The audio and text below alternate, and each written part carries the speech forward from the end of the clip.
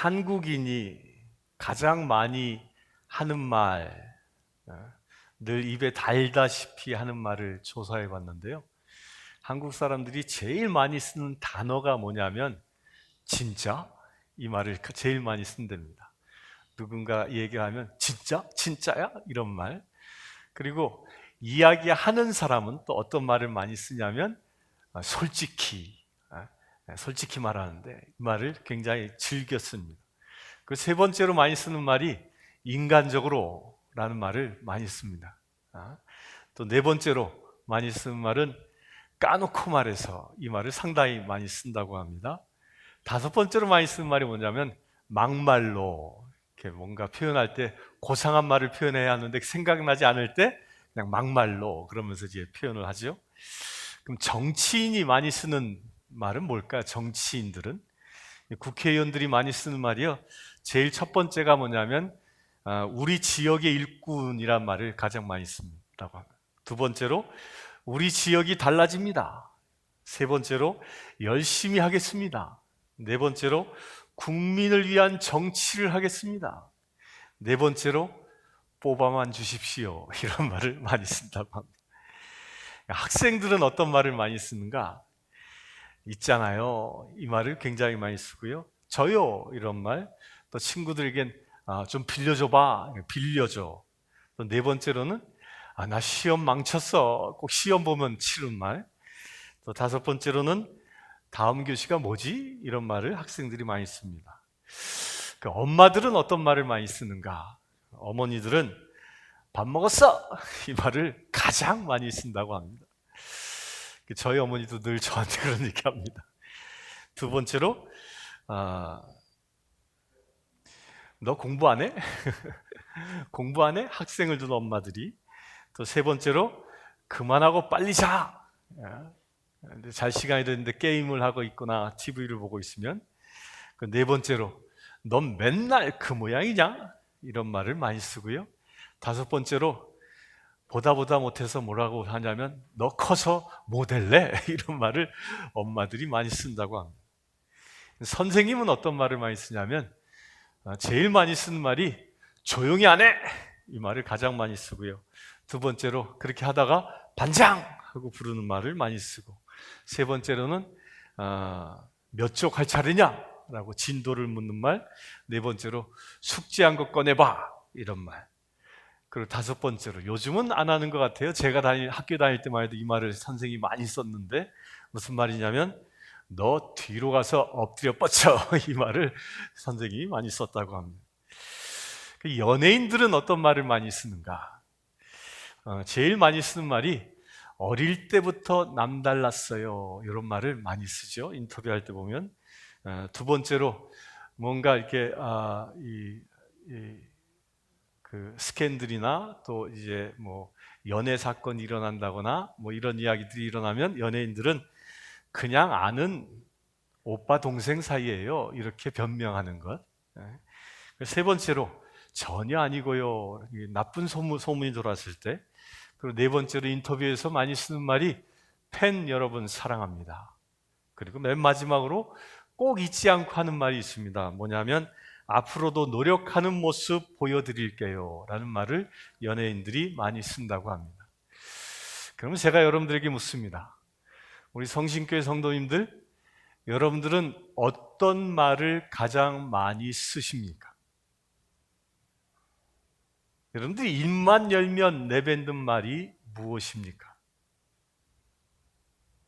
입만 열면. 저는 입만 열면 예수 얘기합니다. 아멘. 아멘 하시길 축원합니다.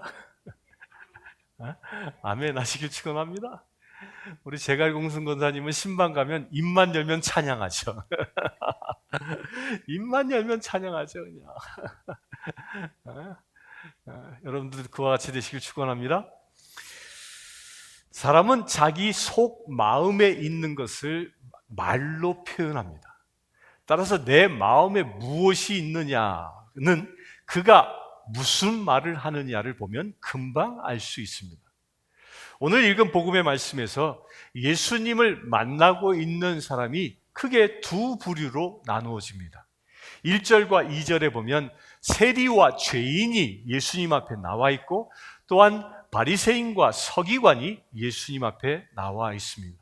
이 두 부류의 사람들은 평상시에는 서로 만나지 않는, 상종하지 아니하는 사람들이지만, 복음서에 보면 예수님이 어떤 집에 들어가실 때는 꼭 이 두 부류의 사람들이 등장함을 우리가 볼 수 있습니다. 그런데 이 죄인과 세리로 지칭되는 사람과 바리새인과 이 서기관으로 지칭되는 사람들이 동시에 등장을 하는데, 복음서에서 또 공통적으로 나타나는 현상이 뭐냐면, 죄인과 세리들은 예수님 앞에 서 있고 앉아 있을 뿐인데, 꼭 바리새인과 이 서기관 율법학자들은 꼭 투덜투덜거리면서 예수님 앞에 어떤 이야기를 합니다. 무슨 이야기를 합니까? 오늘 말씀에 보면 이렇게 얘기합니다. 이 사람이 죄인을 영접하고 음식을 같이 먹는도다. 여기서 이 사람이 누구예요? 예수님이에요. 예수님이 상종해서는 되지 않을 이 세리, 상종해서는 되지 않을 죄인으로 낙인 찍힌 자들과 함께 밥을 먹고 있다라고 이 바리새인과 서기관들이 불평하고 있는 것입니다.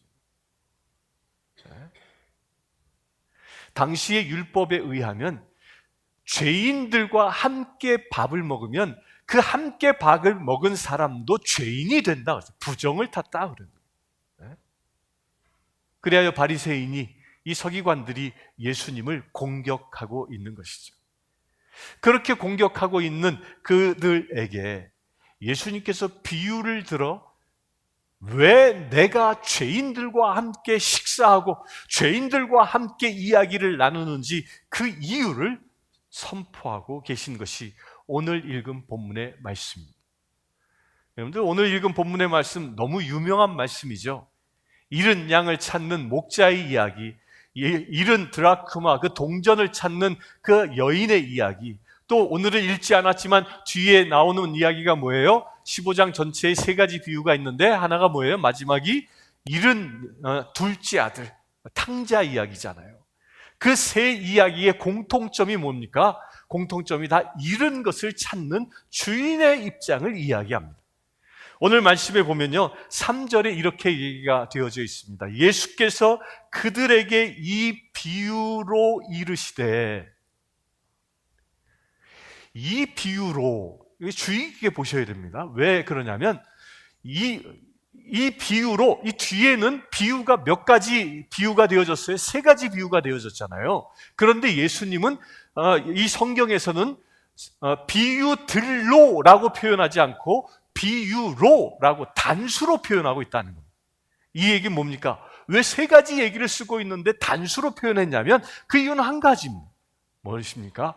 세 가지 비유를 들지만 이 비유를 통하여 말하고자 하는 의미는 한 가지다는 거예요. 하나의 의미를 가르치기 위하여 주님이 세 가지 비유를 들어 말씀하셨다는 것이죠. 여러분들, 그 한 가지 비유의 그 비밀을 이 시간 깨달으시길 주의 이름으로 축원합니다. 그래서 오늘은요, 제가 잃은 양에만 초점을 두고 설교하려 합니다. 오늘 읽은 말씀 4절에 보면 너희 중에 어떤 사람이 양 100마리가 있는데 100마리가 나옵니다. 유대인들에게 100이라는 숫자는요, 완전을 의미하는 숫자입니다. 완전한 수, 100은 완전한데 그 중에 하나가 없어졌다는 거예요. 이 얘기는 뭡니까? 완전함이 하나가 없어짐으로 인하여 불완전해졌다라는 이야기예요. 이게 시각이 좀 다른 얘기입니다. 무슨 얘기냐면요, 보통 사람들은 이런 생각할 수 있습니다. 양이 100마리나 있는데 한 마리 없어지면 뭐 그냥 그럴 수도 있겠지, 뭐 늑대가 와서 잡아먹었겠지, 사자가 와서 잡아먹었겠지, 뭐 이렇게 취부할 수도 있습니다. 어떤 사람이라면, 사꾼 목자라면. 그런데 예수님은요, 양이 한 마리 없어진 것이 그냥 단순히 숫자 하나가 사라진 것이 아니라 완전함이 깨졌다라고 보고 계시는 것입니다. 하나님은 여기서 잃은 양 100마리의 무리는 누구를 상징하는 것이에요? 그것은 바로 이스라엘을 상징하는 거예요. 하나님의 백성들, 하나님의 나라된 이스라엘을 상징합니다. 그런데 그 이스라엘은 하나님이 어떻게 창조하셨습니까? 완전한 하나님의 나라된 공동체로 창조하셨다는 겁니다. 그런데 문제는 완전한 하나님의 나라의 공동체로 창조하셨음에도 불구하고 그 이스라엘 백성된 자들 가운데에 세리처럼 죄인이 된 자들이 생겼다는 것입니다. 그리하여 세리 죄인됨으로 인하여 그 죄인들로 인해서 완전한 이스라엘 공동체가 깨졌음을 주님이 이야기하고 있는 것입니다. 이렇게 중요한 포인트가 여기에 있습니다. 드라크마 10개의 드라크마 비유도 마찬가지입니다. 10이라는 완전한 숫자에서 하나가 없어졌다는 것은 단순한 하나가 아니라는 거예요. 두 형제의 비유에서도 마찬가지인 겁니다. 형제의 관계가 깨졌다는 것은 그냥 이별했다는 수준이 아닌 거예요. 가정의 완전한 공동체가 파괴되어졌다는 그런 이야기인 것입니다. 이것은 우리에게도 시사하는 바가 큽니다. 사랑하는 성도님들, 우리 교회를 주님께서 완전하게 창조하신 그런 공동체임을 믿으시길 축원합니다. 그런데 문제는 뭐죠? 문제는 그 중에 하나를 잃어버릴 때 문제가 생깁니다. 오늘 누가복음의 표현에 4절에 그 중에 하나를 잃으면이라고 표현하고 있는데요. 이 표현은요, 마태복음의 표현과 이 누가복음의 표현이 좀 다릅니다. 마태복음 18장 12절에서도 이 잃은 양의 비유가 기록되어져 있어요. 그런데 헬라어 원본을 보면 원어의 잃으면이라는 이 동사가 다르게 쓰여집니다. 이 마태복음에는 플라니오라는 말로 쓰여집니다. 플라나오라는 말로 쓰여집니다. 이 플라나오라는 말이 뭐냐면요, 플라나오란 말은 같은 잃어버린 것인데 이건 조금 의미가 어떤 의미냐면 자기 스스로 길을 잃어버린 상태를 보고 플라나오라고 얘기하는 거예요. 저 사람 길 잃어버렸어. 이럴 때 표현되어지는 거예요. 자기가 엉뚱한 곳으로 가서 헤매고 있는 것, 이걸 플라나오라고 얘기합니다. 왜 마테오 복음에 이렇게 표현했을까요? 마테오 복음은 그 마테오 복음서를 읽도록 그 읽는 대상이 누구냐면 유대인들이거든요. 그 유대인들 가운데에 죄에 빠진 자들은 어떤 사람으로 이 마태는 봤냐면 플라나오로 본 거예요. 자기의 욕망을 쫓아서 스스로 길을 잃어버린 자로 보고 그렇게 쓴 것입니다.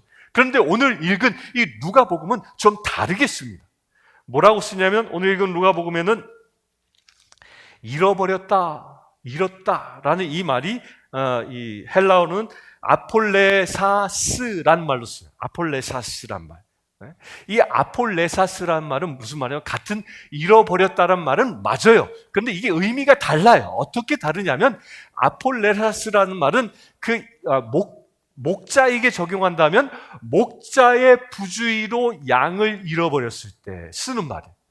또 다른 말로는 어떻게 쓰여지냐면 공동체가 무관심해서, 공동체가 박해해서, 공동체가 학대해서 누군가를 잃어버렸을 때 쓰는 말이 이 말이에요. 아폴레사스라는 말이에요. 그런데 누가복음은 잃어버렸다라는 말을 아폴레사스란 말로 쓰고 있습니다. 잃어버렸다라는 것입니다. 이 말을 딱 던지는 순간 이 바리새인과 이 사두가이파 사람들, 이 율법학자들은 어떻게 알아들은 거예요?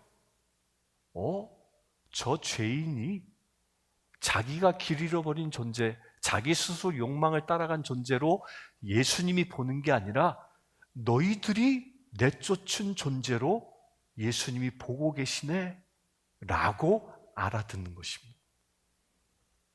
그렇게 알아듣는 거예요.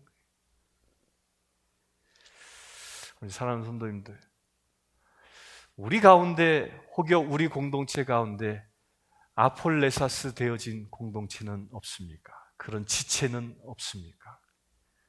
우리가 무관심해서 혹여 나 때문에 상처받고 아픔을 받아서 길 잃어버린 어린 양은 혹시 있는지 한번 성찰해 보시길 축원합니다.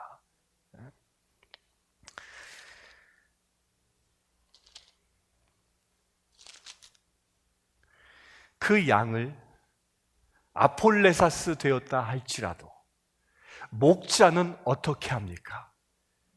목자 된 자는 그 어린 양을, 잃어버린 양을 찾아 나섭니다. 근데 오늘 말씀에 보면 뭐라고 4절에 이야기하고 있냐면 그 잃은 것을 찾아내기까지라고 표현합니다. 이 무슨 얘기예요? 잃은 양을 그냥 찾으면 좋고 아니면 그만이다라는 것이 아니에요. 어떻게 해요? 찾아내기까지 그 양을 쫓아간다는 것입니다. 그 양이 살아있으면 끌어안고 오고, 혹여 잃은 양이 늑대의 밥이 되었다라면 그 시신이라도 처리하기 위하여 찾아내기까지 양을 찾아가는 것이 목자의 도리라는 것입니다. 그것이 공동체의 도리라는 것입니다. 이것을 지금 바리새인과 그 서기관들에게 예수님이 이야기하고 있는 겁니다.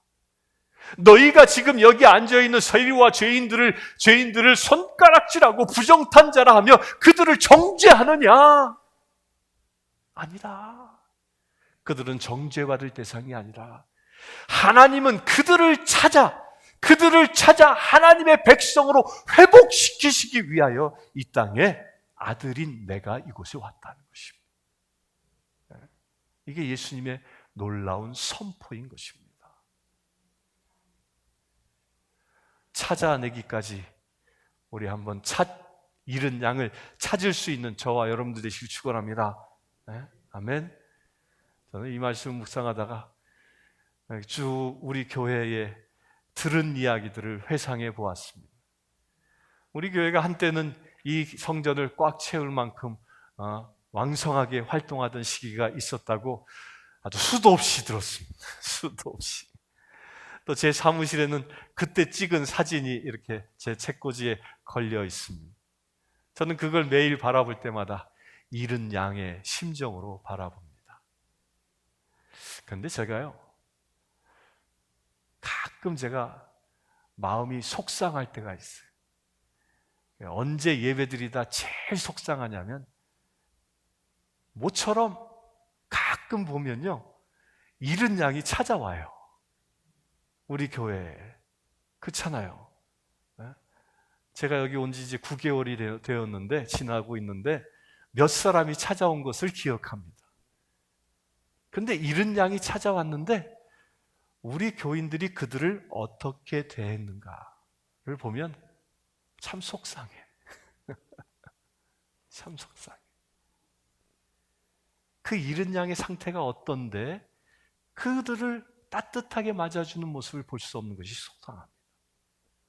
오늘 말씀해 보면요, 5절에 목자가 양을 찾고 나서 양을 찾아낸 즉 즐거워 어깨에 메고라고 표현합니다. 양을 찾았어요. 그 양을 어떻게 해요? 양은요, 목자가 이렇게 가면 그 뒤꿈치를 쫄랑쫄랑 따라오는 게 그 양의 속성인데, 목자가 그 양을 따라오게 하지 않고 어깨에다 맸다라고 표현하고 있습니다. 이게 무슨 얘기냐면 길 잃은 양은 그만큼 따라올 수 없을 만큼 지쳐 있다는 거예요. 양들은 4가지 조건이 갖춰져야 쉼을 얻는 데입니다. 그 첫 번째 조건이 뭔지 아세요? 첫 번째 조건이 안전하다라고 스스로 생각될 때 쉬어요. 누워. 두 번째는 뭐냐면 나의 이웃, 나의 이 동료들과 관계가 좋을 때 쉬어요. 또 세 번째는 해충으로부터 자유해져 있을 때 쉼을 얻어요. 네 번째는 배부를 때 쉽니다. 근데 길 잃은 양은요, 안전하지 못하니까 쉬지 못했을 것이고, 길 잃은 양은 이미 다른 양으로부터 떨어져서 따돌림 당했든 어떻게 그 공동체로부터 분리되어져 있기 때문에 쉬지 못하고, 그 잃은 양은 해충으로부터 수많은 공격을 당하기 때문에 쉬지 못하고, 그 길 잃은 양은 젖과 꿀이 흐르는 땅을 잃어버렸기 때문에 그는 배고픔에 지칠 수밖에 없었던 것이죠. 그렇게 지친 양을 발견한 목자는 어떻게 한다고요? 어깨에 메고 온다는 것입니다. 사랑하는 성도님들, 우리 가운데 잃은 양의 상태가 이와 똑같을 수 있다는 것입니다. 그렇게 지치고 상한 심령들이 주님의 전에 돌아온다면 우리가 그들을 어떻게 맞이해야 할까요? 오늘 예수님은 이렇게 얘기하십니다. 집에 와서 그 벗과 이웃을 불러 모으고 말하되 나와 함께 즐기자 하며 잔치를 베풉니다. 잃은 양을 맞이하는 태도는 큰 잔치를 베풀어 함께 즐거움을 나누는 것입니다. 한 개의 드라크마를 잃어버린 그 여인도 한 개의 드라크마를 찾았을 때 잔치를 베풀었고요. 돌아온 둘째 아들이 돌아왔을 때 그 아버지 또한 송아지를 잡고 잔치를 베풀었습니다. 우리가 그처럼 정말 잔치를 베푸는 마음으로 돌아오는 자를 환영할 수 있게 되어지길 주의 이름 축원합니다. 오면 왜 왔는지 관심도 두지 않고, 어떤 이는 그럴 겁니다. 혹여 옛날에 쓴 뿌리가 있는 사람이면 저 인간 왜 왔어? 이런 마음이 혹이 들기도 하고, 식당에 가서 함께 애찬을 나눌 때 왔는지 안 왔는지 말 한마디 대꾸도 하지 아니하고, 이런 상태가, 이런 자세가 누구의 자세예요? 예수님이 탁 찍어 얘기하신 것이 그가 바로 바리새인이고 그가 바로 서기관이다라고 말씀하고 있는 것입니다. 내 앞에 있는 죄인, 내 앞에 있는 이 세리가 어떤 사람이냐? 주님이 찾고자 하는 잃어버린 양이다. 잃어버린 양이 내 앞에 있으면 잔치를 베풀어야지 왜 너희는 손가락질하고 정죄하고 있느냐라고 주님이 지금 말씀하고 있는 것입니다. 우리 사랑하는 성도님들, 우리 여기에 도전받으시기 축원합니다. 저는 어제 말씀을 이렇게 묵상하면서 이런 생각이 퍼뜩 들었어요. 우리 성신교회는 행복하다. 왜 행복한지 아세요? 찾을 잃은 양이 많아서 행복합니다. 아멘. 아멘.